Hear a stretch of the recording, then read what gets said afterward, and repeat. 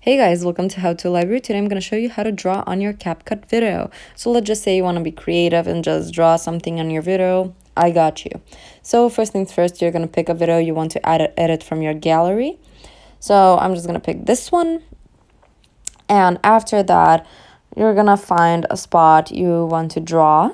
So let's do it here. By the way, this is a random video from a camera roll that I've saved from TikTok. So all you have to do is look at the icons on the bottom of my screen. So there's edit, audio, text, and stickers. We're going to stop here. We're going to click on the stickers icon.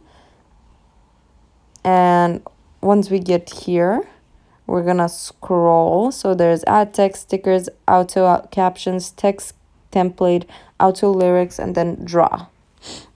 We're going to use the draw option, pick out a color, and draw a heart. You can erase, you can make the pencil mark smaller, and once you're done, all you have to do is click on the check mark and it's saved. And now you can add the heart to your video of how long or how short you want it to stay there. And that's about it. Thank you for watching. Do click the like button if this video helped you and subscribe to our channel for more helpful videos. Bye guys!